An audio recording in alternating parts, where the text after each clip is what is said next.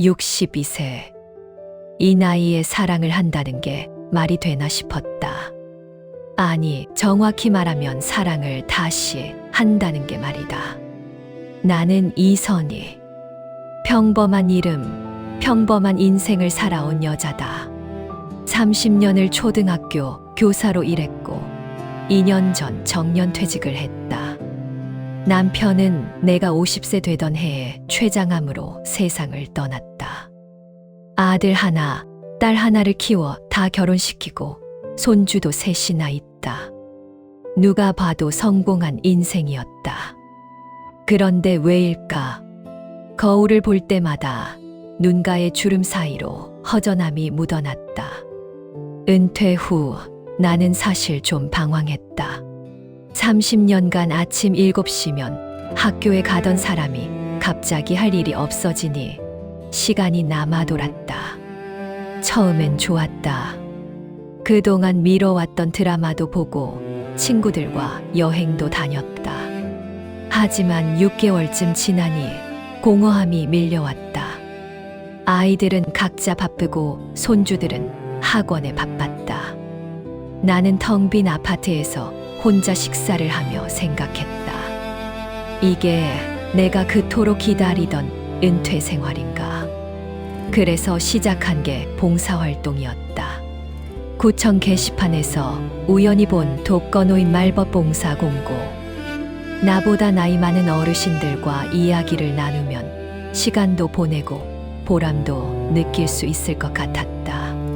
신청서를 내고 간단한 교육을 받고 첫 방문 날짜를 받았다. 2023년 4월 3일. 내 인생이 바뀐 날이었다. 봉사 대상자는 72세 남성 강민수 씨였다. 주소를 찾아가니 낡은 빌라 3층이었다. 계단을 올라가며 나는 평범한 독거노인의 모습을 상상했다.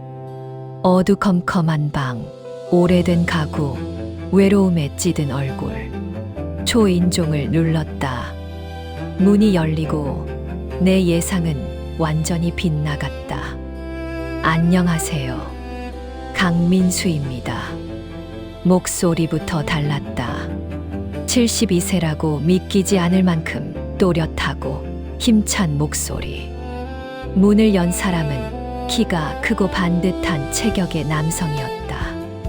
머리는 새었지만 깔끔하게 정돈되어 있었고 회색 스웨터에 청바지, 차림이 묘하게 세련되었다. 가장 놀라운 건 그의 눈이었다.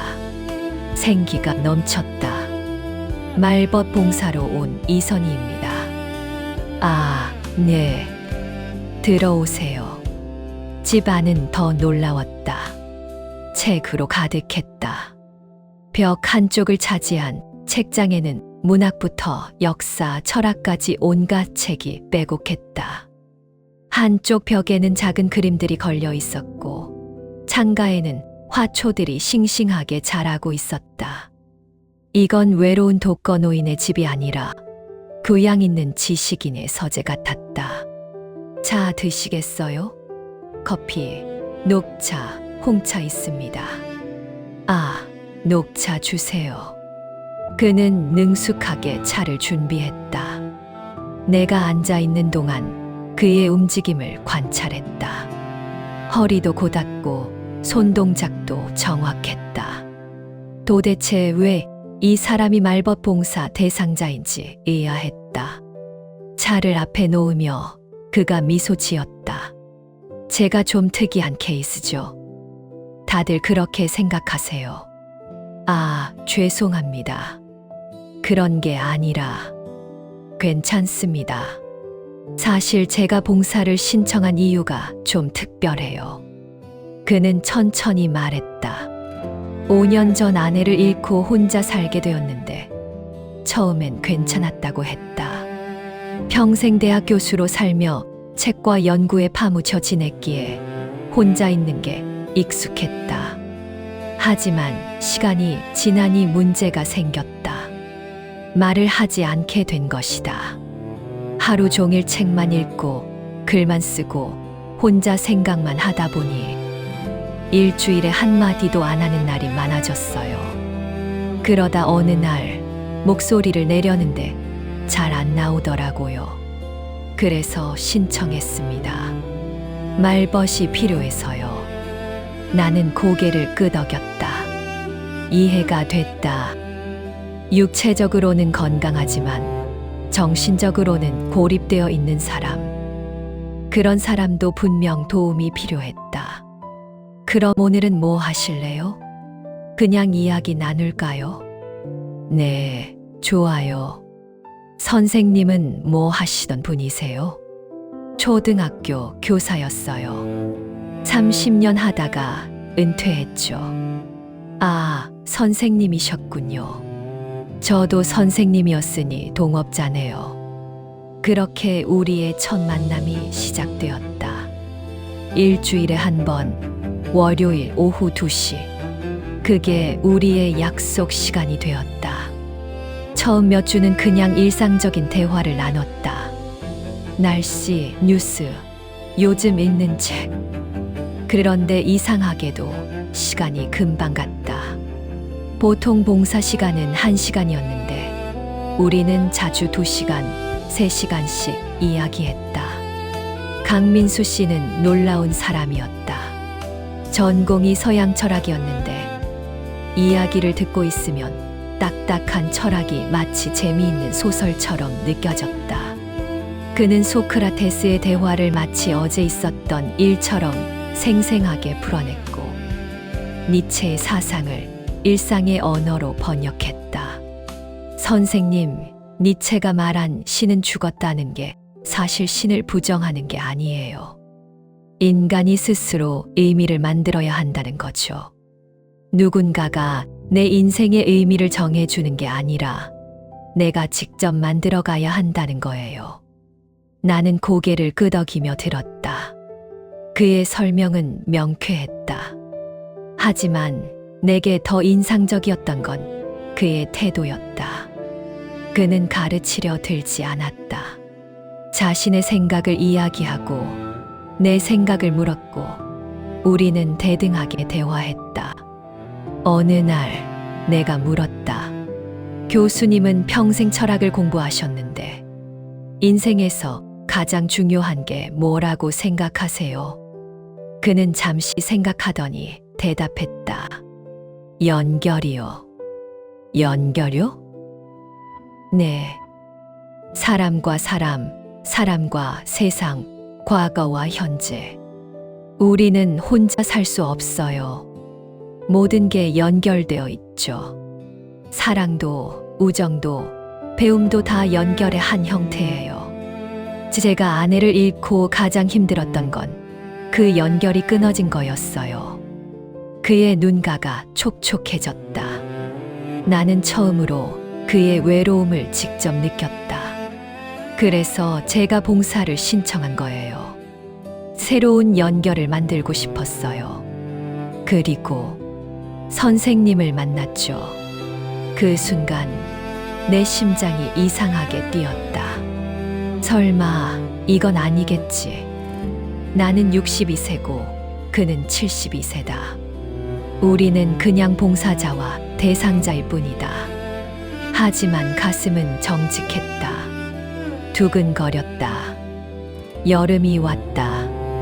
6월의 햇살이 창으로 들어오는 오후, 우리는 발코니에 앉아 있었다. 그가 키운 화초들이 만개한 상태였다. 빨간 제라늄, 노란 메리골드, 보라색 페투니아. 작은 발코니가 작은 정원 같았다. 선생님도 꽃 좋아하세요? 네, 좋아해요. 집에도 키우는데 잘 안 크더라고요. 여기 와서 가져가세요. 새끼들 떼어서 드릴게요. 그렇게 나는 화분 2개를 선물 받았다.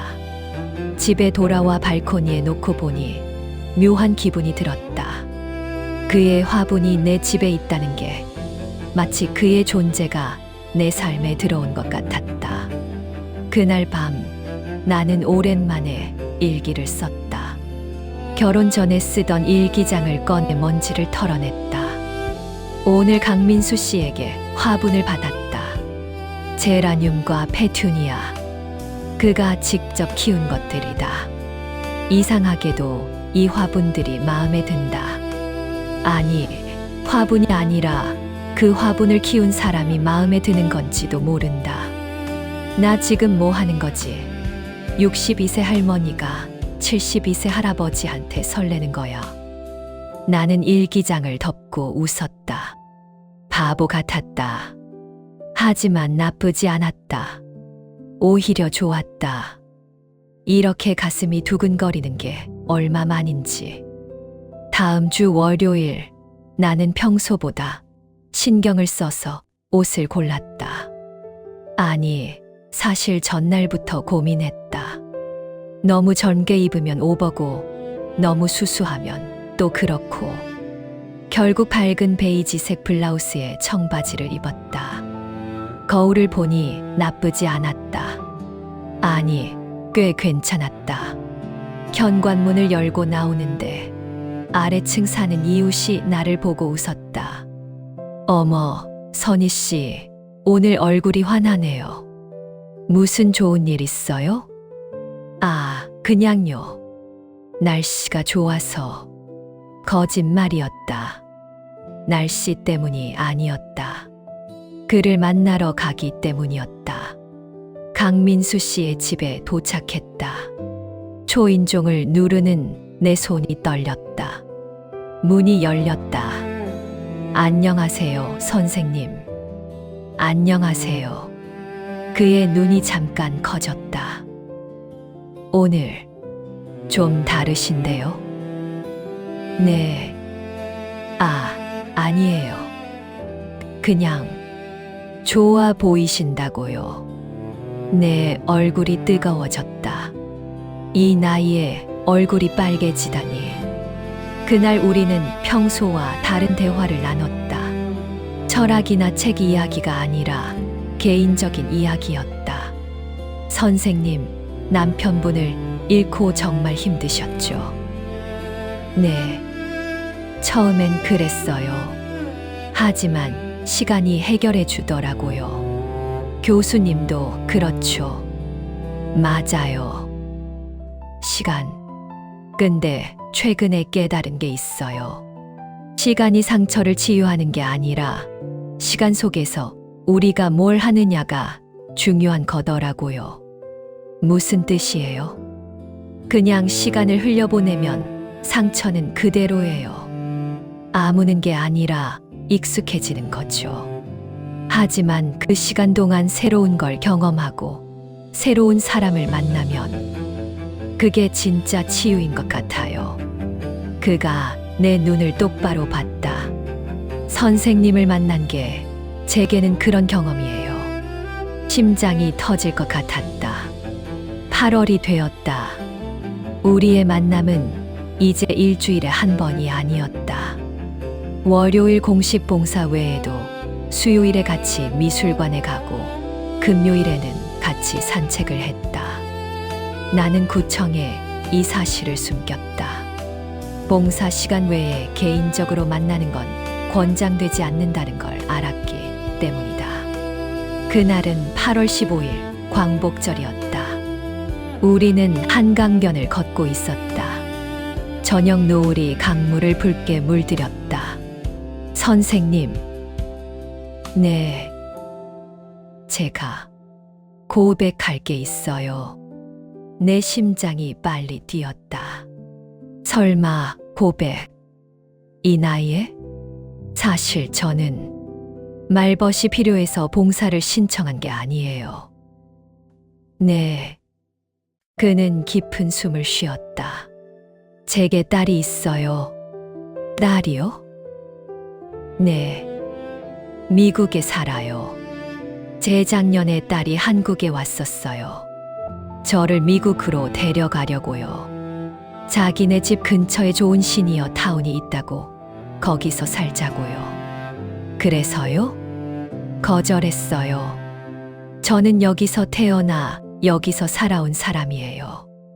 한국 말하고 한국 책 읽고 한국 사람들과 어울리고 싶었어요. 딸은 이해 못했죠.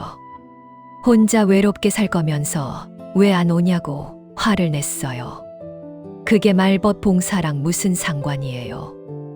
딸이 조건을 걸었어요. 내가 혼자 외롭게 지낸다는 걸 증명하면 미국에 오라고 안 하겠다고요. 그래서 저는 반대로 증명하기로 했어요. 내가 외롭지 않다는 걸, 사람들과 잘 지낸다는 걸. 나는 멈춰 섰다. 그래서 말벗 봉사를 신청한 거예요. 외롭지 않다는 걸 증명하려고? 네, 처음엔 그랬어요. 봉사자가 정기적으로 온다는 기록을 딸한테 보여주려고요. 나는 배신감이 들었다. 그럼 저는 뭐예요? 당신의 알리바이? 아니에요. 처음엔 그랬지만 선생님을 만나고 나서 모든 게 달라졌어요. 진짜로 외롭지 않아졌거든요. 말도 안 돼요.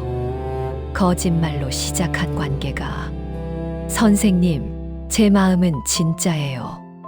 처음엔 형식적인 만남이었을지 몰라도 지금은 아니에요. 선생님이 제 삶에서 가장 중요한 사람이 되었어요. 나는 고개를 돌렸다. 눈물이 났다. 화가 나서가 아니었다. 혼란스러워서였다. 저 집에 갈게요. 선생님, 제발. 나는 돌아서서 걸었다. 뒤에서 그의 목소리가 들렸지만 돌아보지 않았다. 집에 돌아와 나는 울었다. 오랜만에 제대로 운 것 같았다. 슬프고 화나고 혼란스럽고 동시에 그리웠다. 그를 보고 싶었다. 3주가 지났다. 나는 그에게 연락하지 않았고 그도 연락하지 않았다. 아니, 정확히는 그가 문자를 보냈지만 내가 답장하지 않았다. 선생님, 죄송합니다. 제가 잘못했어요. 선생님, 보고 싶어요. 선생님, 한 번만 만나주세요. 문자를 볼 때마다 마음이 흔들렸다. 하지만 답하지 않았다. 자존심 때문이었을까? 아니면 두려움 때문이었을까? 9월 초, 딸 지혜가 전화를 걸어왔다. 엄마, 이번 주말에 갈게. 애들이 할머니 보고 싶대. 그래, 언제 오는데? 토요일 오후에. 엄마, 괜찮으시지? 응, 괜찮아. 왜? 요즘 목소리가 좀 힘이 없으신 것 같아서. 딸의 눈은 역시 정확했다. 토요일 딸과 사위, 손주들이 왔다. 시끌벅적한 집. 아이들의 웃음소리. 겉으로는 행복해 보였다. 하지만 내 마음 한구석은 여전히 공허했다. 저녁을 먹고 아이들이 TV를 보는 동안 딸과 단둘이 이야기를 나눴다. 엄마, 무슨 일 있어? 없어. 왜? 거짓말. 엄마 표정 보면 알아. 말해봐. 나는 고민하다가 말했다. 강민수를 만난 이야기, 우리의 대화들, 감정의 변화, 그리고 그의 고백까지. 딸은 놀란 표정으로 들었다. 엄마가 남자분을 만나셨다고? 만났었지. 이제는 안 만나. 왜? 거짓말로 시작했잖아. 그 사람이 처음부터 진심이었던 건 아니었어. 딸은 잠시 생각하더니 말했다. 엄마, 나는 엄마가 그분 다시 만나셨으면 좋겠어. 뭐라고? 솔직히 말할게. 나 그동안 엄마 걱정 많이 했어. 은퇴하시고 혼자 계시는 거. 친구들이랑 여행 다니고 그러시지만 집에 혼자 계실 때 외로우시잖아. 나도 알아. 그건 엄마, 그분이 처음엔 다른 이유로 시작했을지 몰라도 지금은 엄마한테 진심인 것 같은데. 그리고 엄마도 그분 좋아하시잖아. 얼굴에 다 써 있어. 나는 부정할 수 없었다. 엄마, 인생 한 번이야. 62세면 젊어. 요즘 100세 시대라잖아. 앞으로 40년 더 사실 건데, 그걸 혼자 사실 거야? 아니면 좋아하는 사람이랑 사실 거야? 딸의 말이 내 마음을 흔들었다. 근데 사람들이 뭐라고 할까봐. 누가 뭐래. 엄마 인생인데. 그리고 요즘 시대에 누가 그런 거 가지고 뭐라고 해. 오히려 멋있다고 할걸. 그날 밤 나는 잠을 이루지 못했다. 딸의 말이 계속 맴돌았다. 그리고 깨달았다. 내가 진짜 두려워했던 건 그의 거짓말이 아니라 내 감정이었다. 이 나이에 다시 사랑에 빠진다는 게, 상처받을 수 있다는 게 두려웠던 것이다. 다음 날 일요일, 나는 그에게 문자를 보냈다. 내일 오후 2시에 만날 수 있을까요? 답장은 1분도 안 되어 왔다. 네. 어디서 만날까요? 예전처럼 교수님 댁에서요. 알겠습니다. 월요일 오후 2시.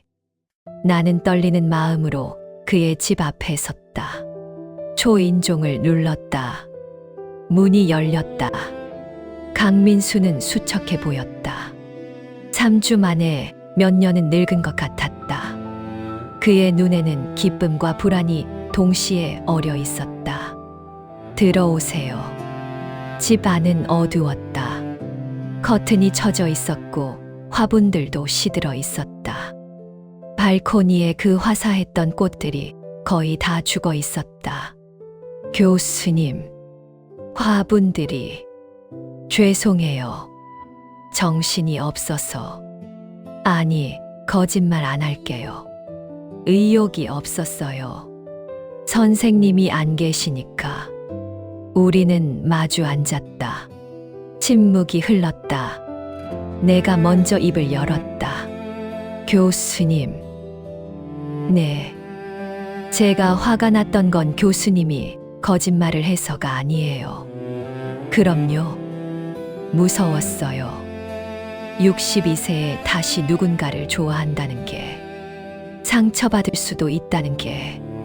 그래서 교수님의 거짓말을 핑계로 도망친 거예요. 그의 눈이 커졌다. 하지만 깨달았어요. 도망친다고 해서 마음이 편해지는 게 아니더라고요. 오히려 더 힘들었어요. 교수님이 보고 싶었어요. 선생님, 저 솔직하게 말할게요. 저 교수님 좋아해요. 72세 할아버지를 좋아하는 62세 할머니. 우스꽝스럽죠? 하지만 진심이에요. 강민수의 눈에서 눈물이 흘렀다.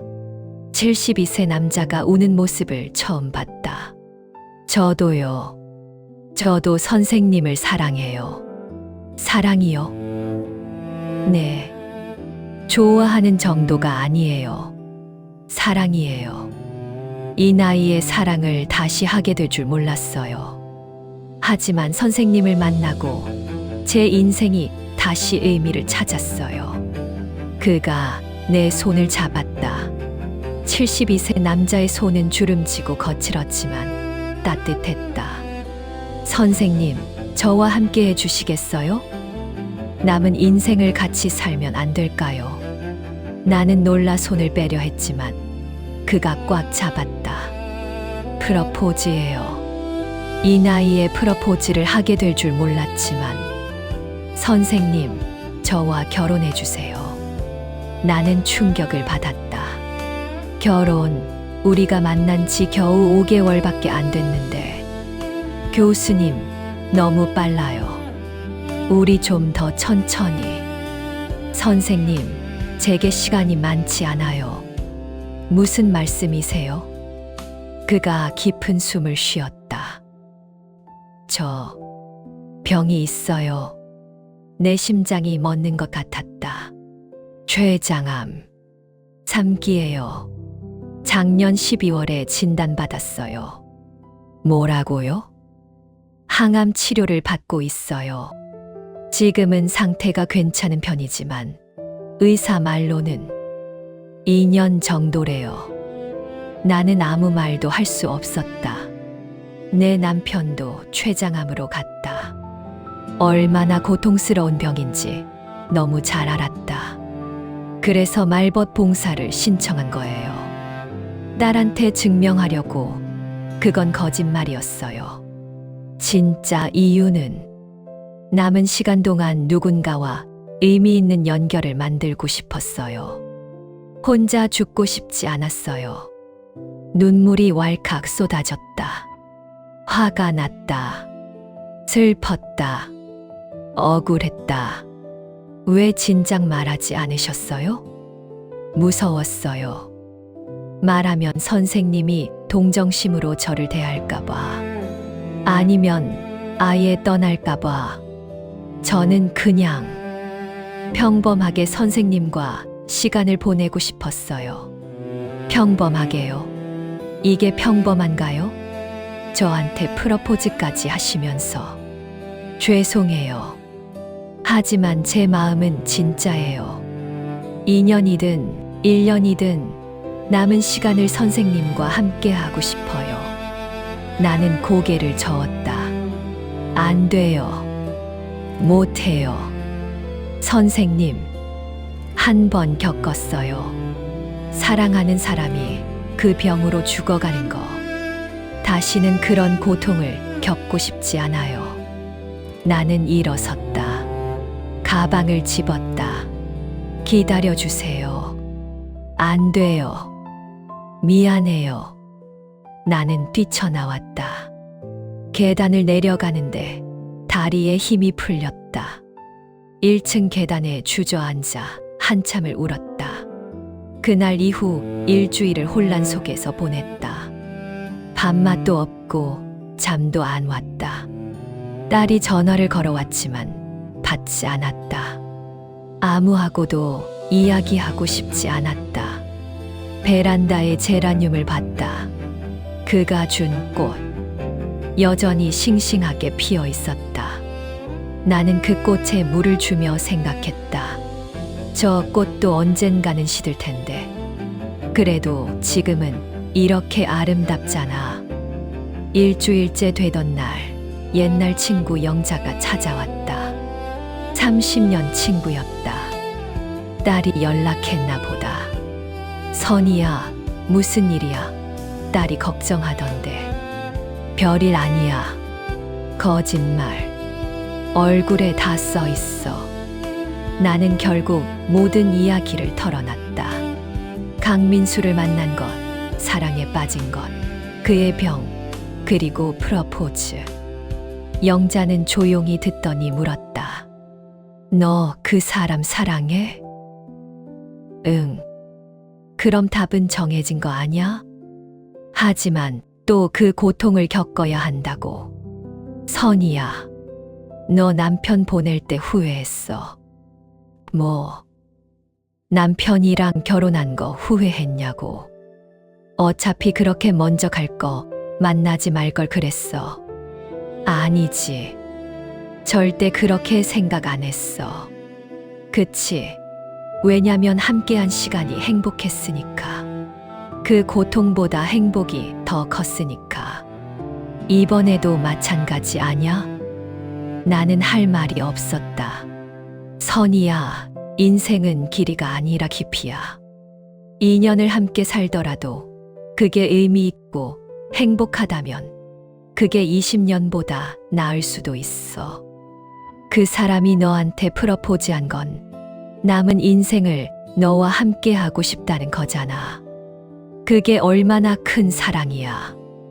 영자의 말이 내 마음을 관통했다. 그리고 솔직히 우리도 언제 죽을지 몰라. 62세면 통계적으로 20년 더 산다는데 그것도 보장 없잖아. 내일 교통사고로 갈 수도 있고. 그러니까 지금 이 순간이 중요한 거야. 영자야, 가봐. 그 사람한테 늦기 전에 다음 날 나는 다시 그의 집 앞에 섰다. 이번엔 확신을 가지고 초인종을 눌렀다. 오래 기다렸지만 대답이 없었다. 다시 눌렀다. 여전히 대답이 없었다. 불안해졌다. 교수님, 저예요. 이선희예요. 문을 두드렸다. 그때 옆집 문이 열리고 중년 여성이 나왔다. 혹시 강 교수님 찾으세요? 네, 그런데 대답이 없네요. 아, 그분 이틀 전에 병원에 실려갔어요. 뭐라고요? 119가 왔더라고요. 어디 병원인지는 모르겠는데 나는 전화번호부를 뒤졌다. 그의 번호로 전화를 걸었다. 벨은 울렸지만 받지 않았다. 다시 걸었다. 또 안 받았다. 그때 딸 생각이 났다. 그의 딸, 미국에 있다는 딸. 하지만 연락처를 모른다. 어떻게 찾지? 나는 다시 그의 집 문을 두드렸다. 교수님, 계세요. 제발 대답해 주세요. 하지만 아무 소리도 들리지 않았다. 나는 관리사무소로 달려갔다. 305호 강민수 씨가 병원에 실려갔다는데 어느 병원인지 아세요? 아, 네. 잠시만요. 직원이 기록을 뒤졌다. 서울대병원이에요. 감사합니다. 택시를 잡아 타고 서울대병원으로 갔다. 응급실에 물었다. 강민수 환자 어디 있나요? 보호자세요? 네. 아니, 지인이에요. 하지만 꼭 만나야 해요. 죄송합니다. 보호자가 아니시면 면회가. 제발요. 중요한 일이에요. 간호사가 난처한 표정을 지었다. 그때 뒤에서 목소리가 들렸다. 실례합니다. 강민수 환자 보호자 맞으세요? 돌아보니 30대 후반으로 보이는 여성이 서 있었다. 동양인이지만 뭔가 다른 분위기였다. 미국에서 온 사람처럼. 아니요, 저는. 당신이 이선희 선생님이세요? 나는 깜짝 놀랐다. 어떻게? 저는 강민수의 딸 강지민입니다. 아버지한테 얘기 많이 들었어요. 지민은 나를 병원 카페로 데려갔다. 커피를 사와 마주 앉았다. 아버지 상태는 어때요? 안정됐어요. 다행히 큰 문제는 아니었어요. 항암 부작용으로 쓰러진 거였어요. 나는 안도의 한숨을 쉬었다. 선생님, 궁금한 게 있어요. 아버지를 사랑하세요? 직설적인 질문에 나는 당황했다. 네, 사랑해요. 왜요? 네, 왜 아버지를 사랑하세요? 아버지는 병든 노인이에요. 2년밖에 못 살아요. 그런 사람을 왜 사랑하세요? 나는 잠시 생각했다. 병든 노인이 아니라 한 사람이 보였어요. 지혜롭고 따뜻하고 유머러스한 사람. 저를 존중해주고 제 이야기를 들어주는 사람. 그래서 사랑하게 됐어요. 병은, 그건 부수적인 거예요. 지민의 눈이 촉촉해졌다. 고마워요. 제가 바라던 답이에요. 무슨 말씀이세요? 사실 제가 아버지를 미국으로 데려가려고 한 건 아버지가 외로워서가 아니었어요. 제가 외로워서였어요. 나는 놀라 그녀를 봤다. 어머니가 돌아가시고 저는 미국에 혼자 남았어요. 결혼도 안 했고 친구도 별로 없고 일만 하며 살았죠. 그러다 아버지가 암 진단을 받았다는 소식을 듣고 무서웠어요. 아버지마저 잃으면 저는 진짜 혼자가 되는 거잖아요. 그녀가 눈물을 닦았다. 그래서 아버지를 데려오려고 했어요. 내 곁에 두려고. 하지만 아버지는 거절했죠. 그때 너무 화가 났어요. 왜 딸보다 한국이 좋냐고. 그래서 말벗 봉사 같은 걸 시키고 혼자 잘 사는 거 증명해보라고 했어요. 그게 진짜 이유였군요. 네.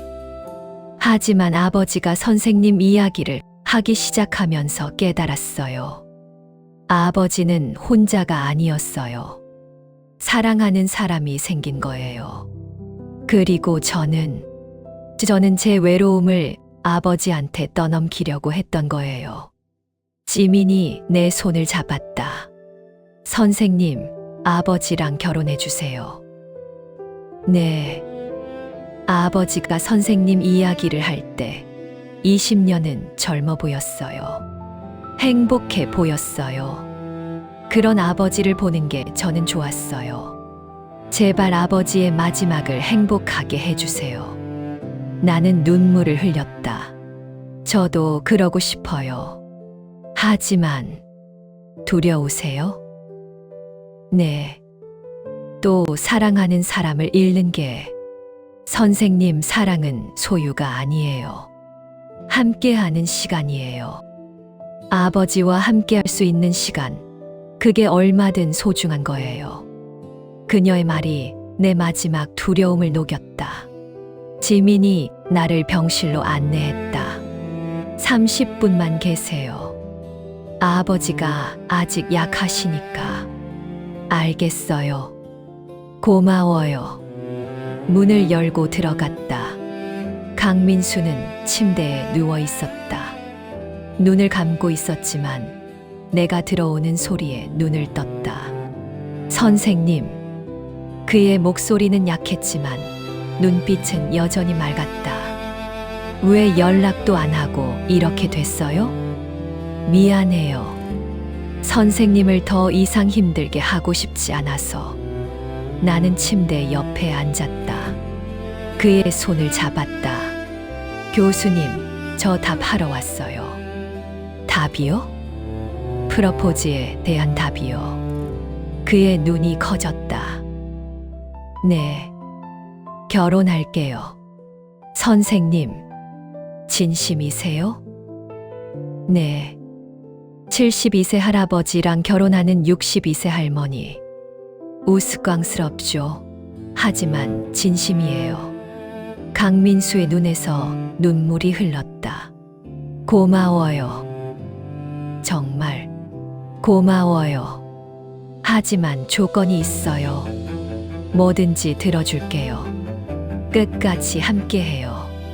힘들어도 아파도 도망가지 마세요. 저도 도망가지 않을게요. 끝까지 함께해요. 약속할게요. 선생님, 그가 내 손을 꽉 잡았다. 힘없는 손이었지만 그 안에는 사랑이 가득했다. 퇴원 후 우리는 결혼 준비를 시작했다. 화려한 결혼식은 필요 없었다. 가족들과 가까운 친구들만 모여 조촐하게 하기로 했다. 10월 중순, 단풍이 물드는 계절. 작은 예식장에서 우리는 결혼식을 올렸다. 내 딸 지혜와 아들 준호, 그의 딸 지민, 그리고 우리의 옛 친구 몇 명이 참석했다. 나는 흰색이 아닌 연한 보라색 드레스를 입었다. 62세의 웨딩드레스는 좀 오버라는 생각이 들었다. 그는 회색 정장을 입었다. 72세 신랑은 여전히 멋있었다. 주례는 없었다. 대신 우리가 직접 서양문을 낭독했다. 강민수가 먼저 읽었다. 이선희 선생님, 당신을 만나면서 제 인생이 다시 의미를 찾았습니다. 당신은 제게 희망이고 기쁨이고 사랑입니다. 남은 시간이 얼마든 당신과 함께하는 모든 순간을 소중히 여기겠습니다. 사랑합니다. 내 차례였다. 강민수 교수님, 당신은 제게 두 번째 봄을 선물했습니다. 62세에 다시 사랑을 배우고 가슴 뛰는 걸 배웠습니다. 당신과 함께하는 시간, 그게 하루든 한 달이든 1년이든 모두 감사하며 살겠습니다. 사랑합니다. 우리는 반지를 교환했다. 주름진 손가락에 끼워진 반지가 이상하게도 아름다웠다. 이제 키스하셔도 됩니다. 친구 영자가 장난스럽게 말했다. 모두가 웃었다. 우리도 웃으며 가볍게 입을 맞췄다. 62세와 72세의 키스. 어색하지만 달콤했다. 결혼식 후 우리는 그의 집에서 함께 살기로 했다. 내 아파트는 새를 놓고 그의 빌라에서 새 출발을 하기로 했다. 신혼생활은 평범했지만 행복했다. 아침에 같이 일어나 차를 마시고 함께 산책하고 저녁에는 책을 읽거나 영화를 봤다. 때로는 그가 철학 이야기를 해줬고 나는 아이들 가르치던 이야기를 들려줬다. 11월이 되었다. 그의 상태는 안정적이었다. 항암 치료를 계속 받았지만 일상생활은 가능했다. 의사는 조심스럽게 말했다. 상태가 예상보다 좋습니다.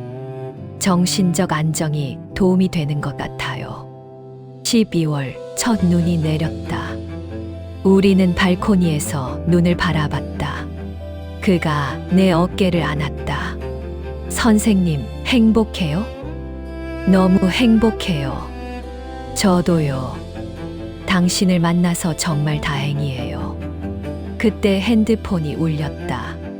병원에서 온 전화였다. 검사 결과가 나왔다고 했다. 다음 날 우리는 병원에 갔다. 담당 의사가 우리를 불렀다. 표정이 묘했다. 좋은 건지 나쁜 건지 알 수 없었다. 강민수 환자분. 네. 최근 검사 결과를 보니 이상한 일이 일어났습니다. 내 심장이 빨리 뛰었다. 종양이 줄었어요. 네. 상당히 많이 줄었습니다. 항암 치료의 반응을 잘하는 케이스는 있지만 이 정도는 드뭅니다. 우리는 믿을 수 없다는 표정으로 의사를 봤다. 완치는 아직 장담할 수 없지만 적어도 2년이라는 예측은 완전히 빗나갔습니다. 이대로 가면 훨씬 더 오래 사실 수 있어요. 나는 그의 손을 꽉 잡았다. 그도 내 손을 꽉 잡았다. 우리는 둘 다 울고 있었다. 의사가 웃으며 말했다. 사랑의 힘인가 봅니다. 의학적으로 설명하기 어려운 케이스예요. 기적이라고 할 수밖에. 그날 이후 우리의 삶은 완전히 달라졌다. 더 이상 남은 시간을 생각하지 않았다. 함께할 시간을 생각했다. 2024년 봄이 왔다. 우리는 제주도로 여행을 갔다. 63세와 73세의 신혼여행이었다. 바다를 보며 걸었고 맛있는 음식을 먹었고 밤에는 별을 봤다. 선생님, 저는 운이 좋은 사람이에요. 왜요? 2번의 삶을 살았으니까. 아내와 함께한 첫 번째 삶, 그리고 당신과 함께하는 2번째 삶. 2번 다 행복했어요. 저도 그래요. 남편과의 첫사랑, 교수님과의 2번째 사랑.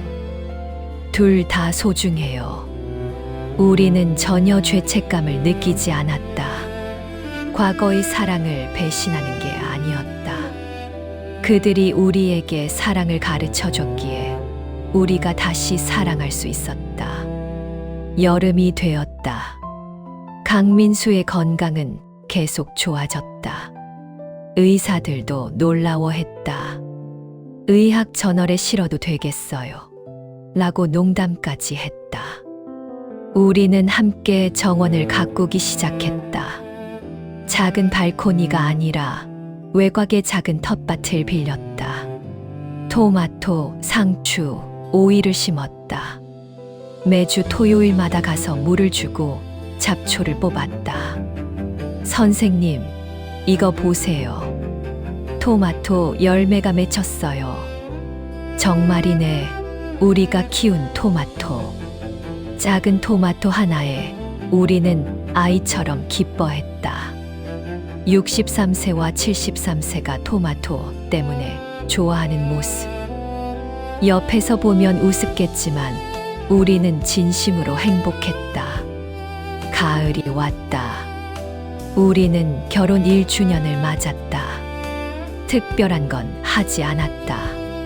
그냥 집에서 함께 저녁을 먹고 와인을 한 잔씩 마셨다. 1년이 어떻게 갔는지 모르겠어요. 저도요. 너무 빨랐어요. 앞으로 몇 년이나 더 함께 할 수 있을까요? 몰라요. 하지만 하루하루가 감사해요. 우리는 잔을 부딪혔다. 쨍그랑 맑은 소리가 울렸다.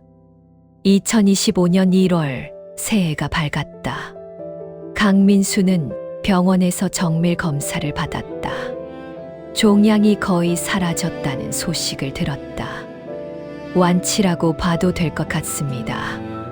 물론 계속 관찰해야 하지만 지금 상태로는 의사도 믿기지 않는다는 표정이었다. 우리는 서로를 껴안았다. 병원 복도에서 63세 여자와 73세 남자가 껴안고 우는 모습. 지나가는 사람들이 쳐다봤지만 우리는 신경 쓰지 않았다. 선생님, 이제 계획을 세워야겠어요. 무슨 계획이요? 앞으로 30년 계획이요. 30년이요. 교수님 나이가 103세까지 살 거예요. 그리고 선생님은 93세까지. 우리 30년 더 함께 살아요. 나는 웃었다. 좋아요. 30년 계획 세워봐요. 우리는 집에 돌아와 노트를 꺼냈다. 진짜로 30년 계획을 세우기 시작했다. 65세에는 캐나다 여행, 70세에는 유럽 배낭여행, 교수님 80세에 배낭여행이요. 왜 안 돼요? 못할 거 없어요. 우리는 웃으며 계획을 짰다. 현실적이지 않을 수도 있었다. 하지만 그게 중요한 게 아니었다. 미래를 계획한다는 것, 함께할 내일이 있다는 것, 그 자체가 기적이었다.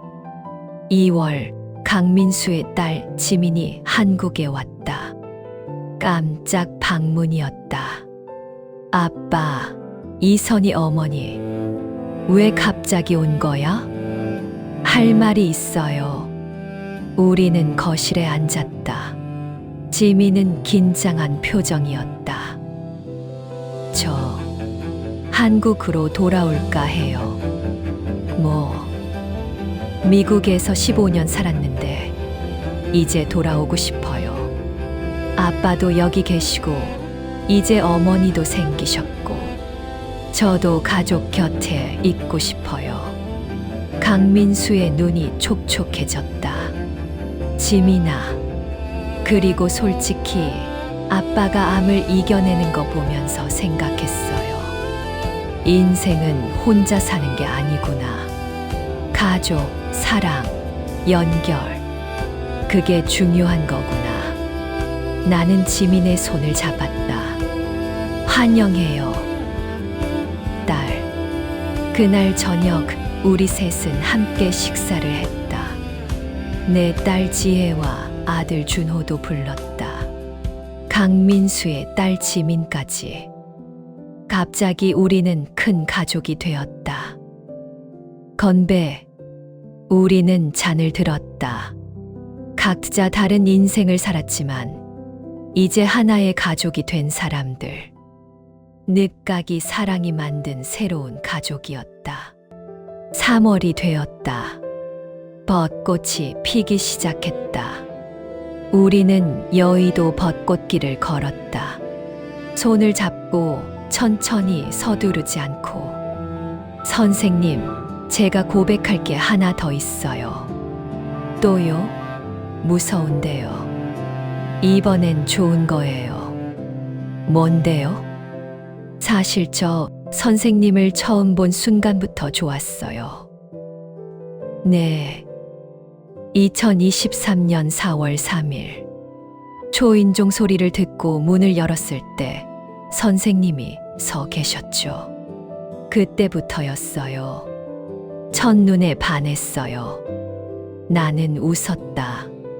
72세가 62세한테 첫눈에 반했다고요? 나이가 뭐가 중요해요.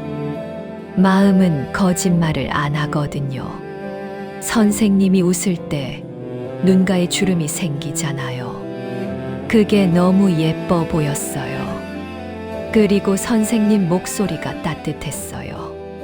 30년간 아이들을 가르친 선생님의 목소리. 그래서 그렇게 자주 차를 끓여준 거예요? 들켰네요. 선생님이 조금이라도 더 오래 있게 하려고요. 나는 그의 팔을 꼬집었다. 이 양반이. 그럼 저만 혼자 애타게 좋아한 줄 알았잖아요. 아니에요. 저도 애탔어요. 매주 월요일이 기다려졌어요. 일요일 밤이면 잠도 잘 안 왔어요. 내일 선생님을 만난다는 생각에. 우리는 벚꽃 아래 벤치에 앉았다. 꽃잎이 바람에 날려 우리 위로 떨어졌다. 선생님, 우리 사진 찍을까요? 좋아요. 그는 핸드폰을 꺼내 셀카를 찍었다. 63세와 73세의 커플 사진. 주름지고 백발이 성성하지만 웃는 얼굴은 행복으로 빛났다. 이 사진 우리 결혼 50주년 때 다시 보는 거예요. 50주년이면 제가 113세, 선생님이 103세인데요. 그래요. 불가능한 건 아니잖아요. 요즘 사람들 오래 살잖아요. 나는 웃었다. 하지만 가능하든 불가능하든 그런 미래를 꿈꾼다는 게 행복했다. 4월 어느 날 집 초인종이 울렸다. 문을 열었는데 낯선 여자가 서 있었다. 50대 중반쯤 되어 보였다. 실례지만 강민수 교수님 계세요? 네, 계신데. 누구세요? 저는 정미란이라고 합니다. 교수님의 옛 제자예요. 나는 그녀를 거실로 안내했다. 강민수가 나왔다. 교수님, 오랜만입니다. 미란이? 미란이구나. 어쩐 일이야? 소식 들었어요. 교수님이 암을 이겨냈다고. 그리고 재혼하셨다고. 아, 그래. 이분이 내 아내 이선희예요. 안녕하세요. 저는 교수님 제자였던 정미란입니다. 25년 전에 졸업했어요. 우리는 차를 마시며 이야기를 나눴다. 미란은 현재 대학교 교수라고 했다. 강민수의 영향으로 철학을 전공하게 되었다고 했다. 교수님, 그때 기억하세요? 제가 자퇴하려고 했을 때. 기억하지. 내가 인생이 무의미하다고 했었지. 네. 20대 초반에 허무주의에 빠져 있었어요. 그때 교수님이 해주신 말씀이 제 인생을 바꿨어요. 내가 뭐라고 했더라? 의미는 발견하는 게 아니라 만드는 거다. 내가 어떻게 사느냐에 따라 내 인생의 의미가 결정된다고 하셨어요. 강민수가 미소 지었다. 그랬구나. 기억이 가물가물하네. 그 말씀 덕분에 살았어요. 그리고 지금 저도 학생들을 가르치고 있어요. 교수님처럼요. 미란이 가방에서 뭔가를 꺼냈다. 책이었다. 교수님, 이거 드리려고 왔어요. 제가 쓴 책이에요. 교수님께 배운 걸 바탕으로 썼어요. 책 제목은 의미를 찾는 삶에서 의미를 만드는 삶으로였다. 표지에는 작은 글씨로 강민수 교수님께 감사하며라고 적혀 있었다. 강민수의 눈이 촉촉해졌다. 고맙다, 미란아. 미란이 떠난 후 강민수는 한참 동안 책을 들여다봤다. 선생님도 그랬을 거예요. 네.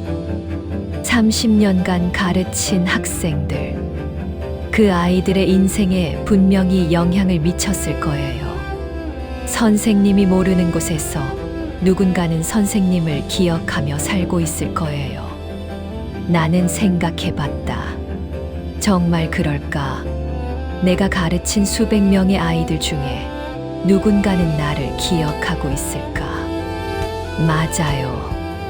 우리는 우리가 생각하는 것보다 많은 사람들의 인생에 영향을 미쳤어요. 그게 교사의 삶이죠. 그리고 그게 인간의 삶이에요. 우리는 혼자 사는 게 아니에요. 모든 만남이 흔적을 남기죠. 그날 밤 나는 오래된 상자를 꺼냈다. 학생들이 보내준 편지들이 가득 들어 있었다. 졸업할 때, 스승의 날에, 혹은 그냥 보내준 편지들. 선생님, 감사합니다. 선생님 덕분에 수학을 좋아하게 됐어요. 선생님, 제가 힘들 때 위로해 주셔서 고마웠어요. 선생님, 저 의사가 됐어요. 선생님처럼 사람들을 돕는 사람이 되고 싶어요. 하나하나 읽으며 울었다. 나는 혼자라고 생각했는데 아니었다. 이렇게 많은 아이들의 삶에 흔적을 남겼구나. 강민수가 내 어깨를 안았다. 보세요. 선생님도 누군가의 삶에 의미를 만들어줬어요. 고마워요. 교수님도 그렇게 살아오셨잖아요. 우리 둘 다 좋은 인생을 살았어요. 그리고 앞으로도 그럴 거예요. 5월, 우리는 동네에서 유명한 커플이 되었다. 매일 오후 산책을 하는 63세와 73세의 부부. 사람들은 우리를 보며 미소 지었다. 저 할아버지 할머니 참 사이 좋네. 재혼하셨대. 늦가기 사랑이래. 멋있다. 나도 저렇게 늙고 싶어. 어느 날 산책하다가 공원 벤치에 앉아있는 젊은 여자를 봤다. 20대 후반쯤 되어 보였는데 혼자 울고 있었다. 저 친구 왜 저러지? 가서 물어봐요? 괜찮을까요? 우리 나이면 오지랖도 좀 부릴 수 있죠. 우리는 그녀에게 다가갔다. 실례지만 괜찮으세요? 여자가 고개를 들었다. 눈이 빨갛게 부어 있었다. 아, 네, 괜찮아요. 우리가 아는 척해서 미안하지만 너무 슬퍼 보여서요. 여자는 잠시 망설이더니 말했다. 이별했어요. 5년 사귄 남자친구가 헤어지자고. 아이고, 그랬구나. 우리는 그녀 옆에 앉았다. 강민수가 말했다. 힘들겠다. 5년이면 짧지 않은 시간인데. 네, 결혼하려고 준비까지 했는데 갑자기 자기는 준비가 안 됐대요. 미안하지만 나이가 어떻게 되세요? 28살이에요. 그럼 아직 젊어요. 앞으로 좋은 사람 많이 만날 거예요. 여자가 고개를 저었다. 아니에요. 저는 이제 끝이에요. 28살에 이별하면 재기 불가능해요. 나는 웃음이 나왔다. 재기 불가능? 28살에? 네. 너무 늙었어요. 강민수와 나는 눈을 마주쳤다. 그리고 동시에 웃었다. 미안해요. 웃으려고 한 게 아니에요. 근데 28살이 늙었다니. 저희가 재혼한 게 언제인지 아세요? 네. 제가 62살, 이분이 72살 때예요. 여자의 눈이 커졌다. 나는 남편을 50살에 잃고 12년을 혼자 살았어요. 이분은 67살에 아내를 잃고 5년을 혼자 살았고요. 우리는 60대와 70대에 만나서 사랑에 빠졌어요. 그리고 결혼했어요. 28살은 끝이 아니에요. 시작도 안 한 거예요. 여자가 눈물을 닦으며 웃었다. 할머니, 할아버지, 감사해요. 용기가 나네요. 그래요. 울어도 돼요. 슬프니까. 하지만 이게 끝이라고 생각하진 마세요. 인생은 길어요. 28살은 진짜 어려요. 우리는 그녀와 한참을 이야기했다. 떠날 때 그녀가 말했다. 할머니, 할아버지, 저도 나중에 두 분처럼 되고 싶어요. 언제든 사랑할 수 있는 사람. 그럴 거예요. 분명히. 집으로 돌아오는 길, 강민수가 말했다. 우리 오지랖 넓은 할머니, 할아버지가 됐네요. 좋잖아요. 우리가 경험한 걸 나눠주는 거잖아요. 맞아요. 그게 나이 든 사람의 역할이에요. 경험을 나누고 희망을 주고. 그날 이후 우리는 동네에서 연애 상담 할머니, 할아버지로 유명해졌다. 젊은 사람들이 연애 고민이 있으면 우리에게 물었다.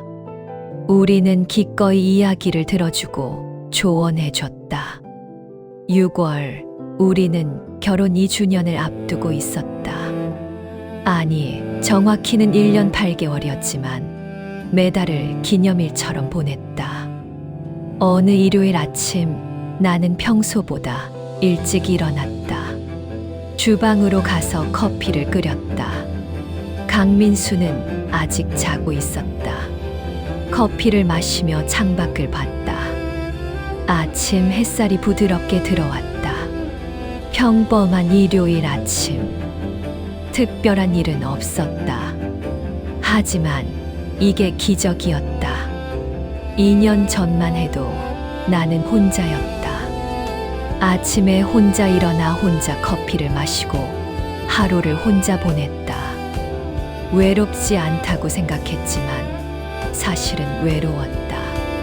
지금은 옆방에서 내 남편이 자고 있다. 73세 남편. 곧 일어나면 함께 아침을 먹을 것이다. 그리고 함께 신문을 읽고 함께 텃밭에 가고 함께 저녁을 먹을 것이다. 평범한 일상. 하지만 이게 내가 바라던 전부였다. 선생님, 벌써 일어났어요? 강민수가 나왔다. 머리가 헝클어진 채로. 73세 남자의 잠자리 머리. 웃겼지만 사랑스러웠다. 커피 드릴까요? 네, 주세요. 나는 커피를 한 잔 더 탔다. 그가 내 옆에 앉았다.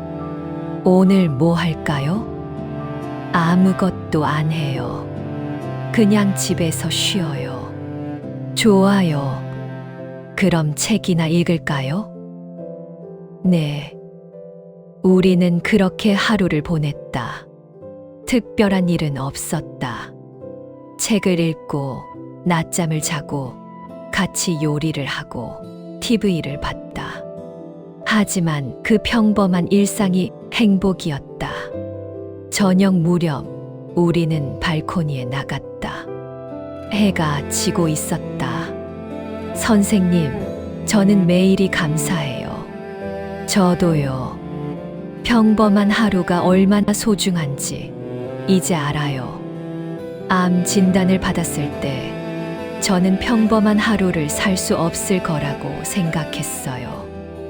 매일이 투병과의 싸움일 거라고. 하지만 지금은 평범한 하루를 살고 있죠.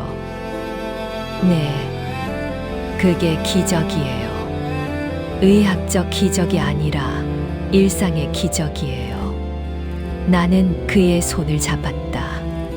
교수님, 감사해요. 뭐가요? 제게 다시 사랑을 가르쳐줘서. 그리고 평범한 일상이 얼마나 소중한지 깨닫게 해줘서. 저도 감사해요, 선생님. 당신이 제 인생을 구했어요. 우리는 해가 지는 걸 바라봤다. 63세와 73세의 부부가 손을 잡고 서 있는 모습. 누가 보면 평범한 노부부. 하지만 우리에게는 매일이 기적이었다. 7월 어느 날, 딸 지혜에게서 전화가 왔다. 엄마, 나 임신했어. 뭐라고? 셋째 가져요. 엄마, 할머니 또 되시는 거예요. 나는 기뻤다. 손주가 또 생긴다니. 하지만 동시에 걱정도 됐다. 근데 괜찮겠어. 둘도 힘들다고 했잖아. 괜찮아요. 엄마 보고 용기 났어요. 엄마가 62살에 재혼하는 거 보고 생각했어요. 나이는 숫자일 뿐이다. 하고 싶은 거 하고 살아야겠다. 내가 영향을 줬구나. 네, 좋은 영향이요. 엄마 보면서 삶에 대한 태도를 배웠어요. 늦었다고 생각할 때가 가장 빠를 때라는 거. 그리고 사랑은 나이를 초월한다는 거. 전화를 끊고 강민수에게 말했다. 우리 손주가 또 생긴대요. 축하해요, 선생님. 아니, 우리 손주요. 교수님도 할아버지잖아요. 맞다. 내가 할아버지구나. 아니, 왜 할아버지? 계부이니까. 뭐가 맞는지 모르겠네요. 상관없어요. 그냥 할아버지면 되죠. 9월, 딸이 우리 집에 왔다. 배가 불러 있었다. 엄마, 배 만져봐요. 나는 딸의 배를 만졌다. 안에서 아기가 움직였다. 어머, 움직여. 네, 활발해요. 남자애일 것 같아요. 강민수도 조심스럽게 손을 뻗었다. 저도 만져봐도 될까요? 당연하죠, 할아버지. 그가 배를 만지는 순간 아기가 세게 찼다. 찼어요. 할아버지 인사하나 봐요. 우리는 웃었다. 73세 남자가 미혼모도 아닌 의붓 딸의 아기 배를 만지며 좋아하는 모습. 이상하지만 아름다웠다. 11월 손주가 태어났다. 건강한 사내 아이였다. 이름은 지우. 지혜의 지자를 따서 병원에 가서 아기를 봤다. 작고 빨간 얼굴, 눈을 꼭 감고 있었다. 안아보실래요? 간호사가 아기를 내게 건넸다. 조심스럽게 안았다. 따뜻했다. 그리고 가벼웠다. 선생님, 저도 안아봐도 될까요? 당연하죠. 강민수에게 아기를 건넸다. 73세 남자가 신생아를 안고 있는 모습. 조심스럽고 떨리지만 행복해 보였다. 작네요. 이렇게 작은 생명이. 그의 눈에서 눈물이 흘렀다. 왜 우세요? 기적이에요. 저는 죽을 뻔했잖아요. 2년 못 산다고 했잖아요. 그런데 지금 새로운 생명을 안고 있어요. 이게 기적 아니에요? 나도 울었다. 아니, 우리 모두 울었다.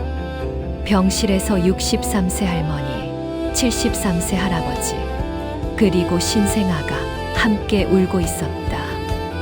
인생의 끝에서 새로운 시작을 본 순간이었다. 에필로그 사랑에 늦은 나이는 없다. 2025년 12월 나는 이 글을 쓰고 있다. 64세가 되었다. 강민수는 74세. 우리는 여전히 함께 살고 있다. 매일 아침 같이 일어나고, 같이 산책하고, 같이 저녁을 먹는다.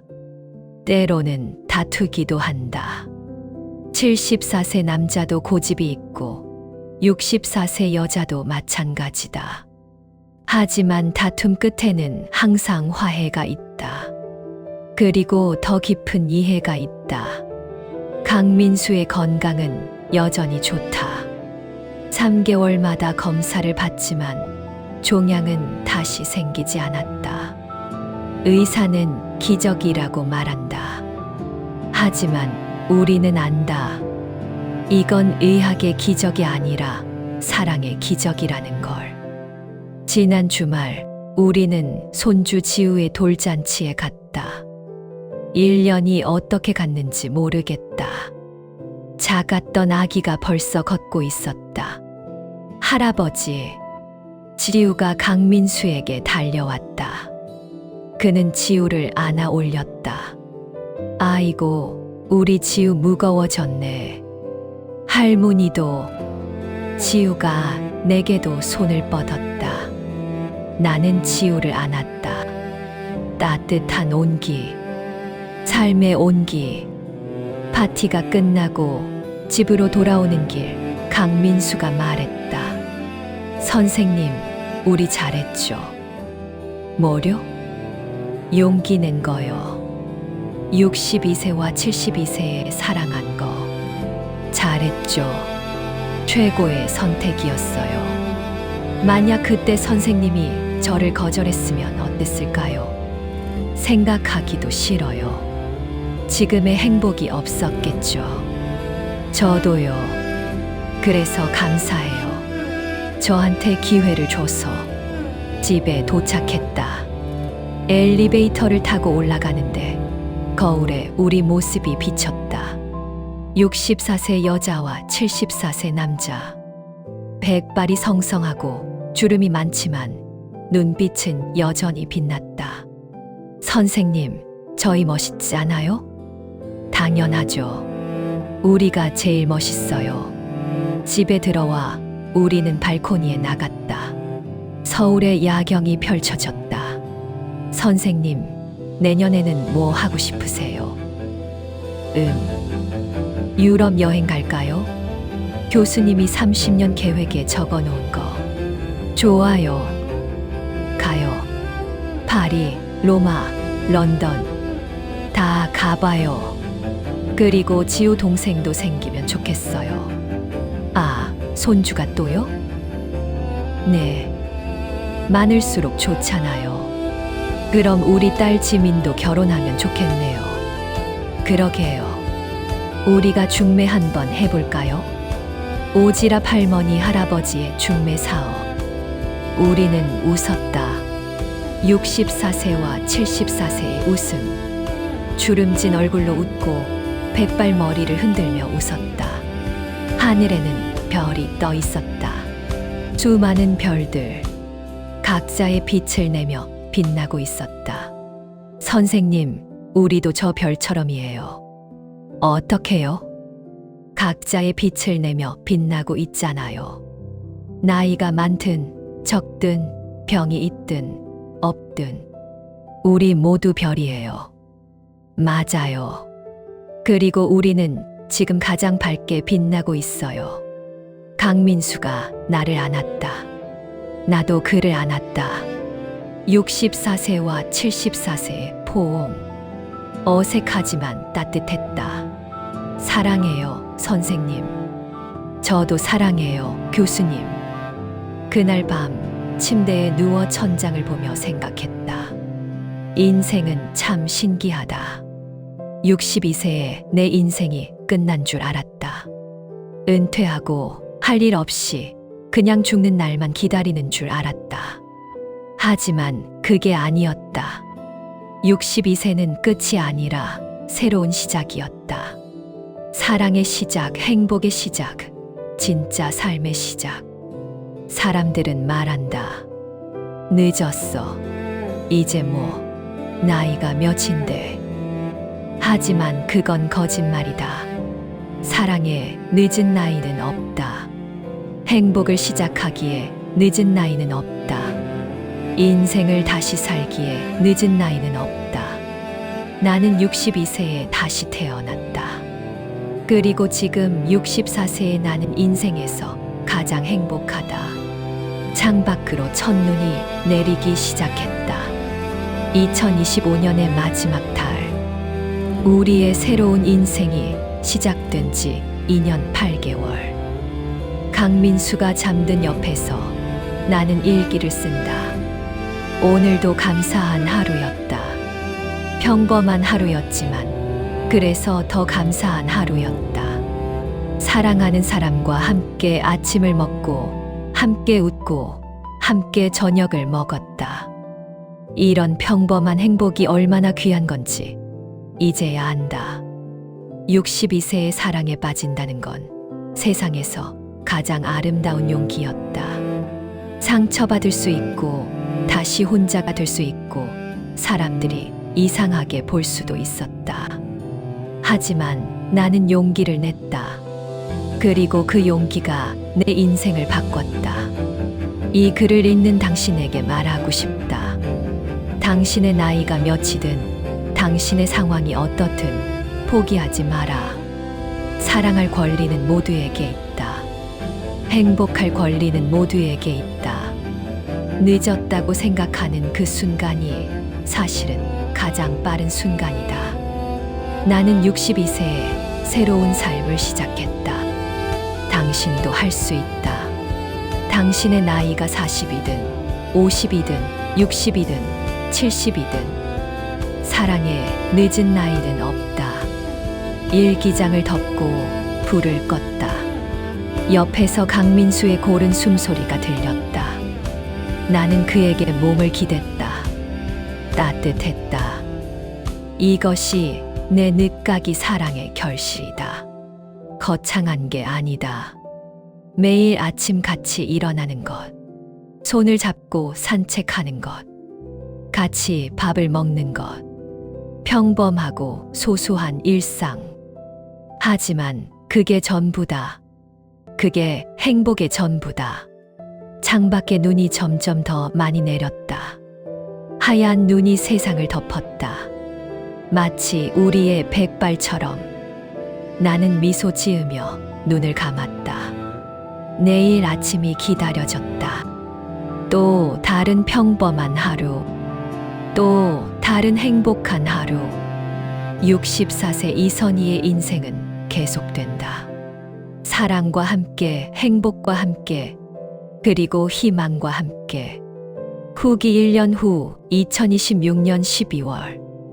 이 글을 쓴 지 정확히 1년이 지났다.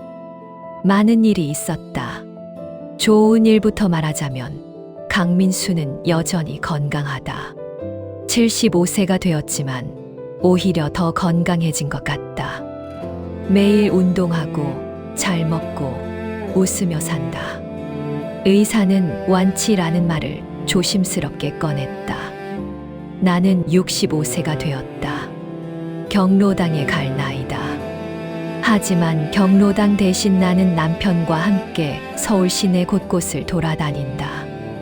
미술관, 박물관, 공원, 카페. 우리는 서울 관광 지도를 만들고 있다. 노년의 서울 즐기기라는 제목으로.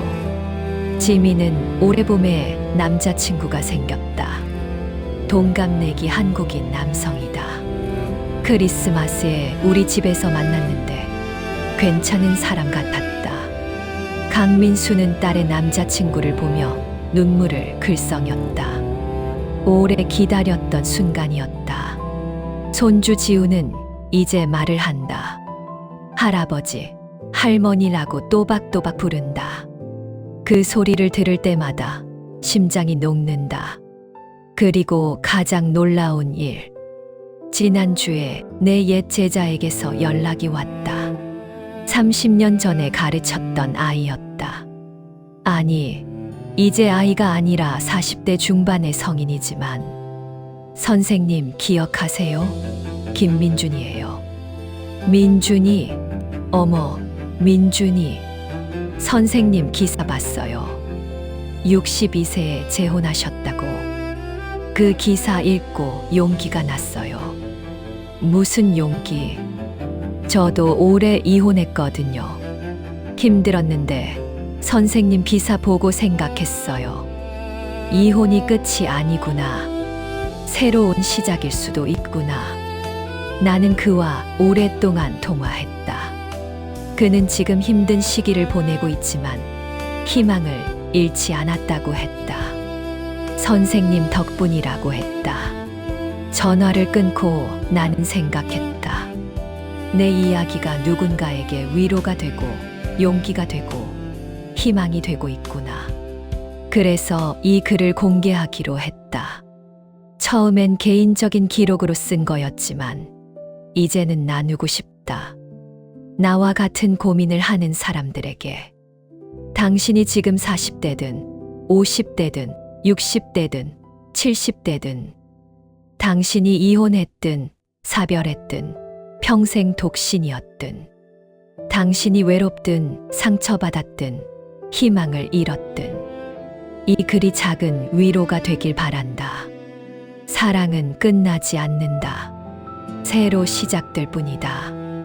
인생도 끝나지 않는다. 계속 이어질 뿐이다. 나는 62세에 다시 사랑했고 지금 65세의 나는 여전히 사랑한다. 그리고 앞으로도 사랑할 것이다. 70세에도 80세에도 90세에도. 왜냐하면 사랑에는 유효기간이 없으니까. 행복에는 나이 제한이 없으니까. 오늘도 강민수와 나는 손을 잡고 산책을 나간다. 65세와 75세의 부부. 느리지만 행복하게. 주름지고 백발이지만 당당하게. 우리는 증명하고 싶다. 늦가기 사랑도 진짜 사랑이라는 것을. 나이는 숫자일 뿐이라는 것을. 인생은 언제든 다시 시작할 수 있다는 것을. 이것이 우리의 늦가기 사랑의 결실이다. 그리고 이것은 끝이 아니다. 계속되는 이야기다. 당신의 이야기도 계속되길 바란다. 당신의 나이가 몇이든 지금 이 순간이 당신 인생의 가장 어린 날이다. 시작하라. 사랑하라. 행복하라. 늦지 않았다. 절대로. 2026년 12월 25일 크리스마스 아침. 이선희 65세. PS. 방금 강민수가 커피를 들고 왔다. 선생님, 글 다 썼어요? 응, 다 썼어. 잘 썼겠네요. 선생님이 쓴 건 다 좋아요. 이 75세 남자는 아직도 나를 설레게 한다. 50년을 더 살아도 익숙해질 것 같지 않다. 그게 사랑이다. PPS. 거실에서 손주 지우가 할머니 하고 부른다. 가봐야겠다. 이 글은 여기서 끝. 하지만 우리 이야기는 계속된다. 영원히.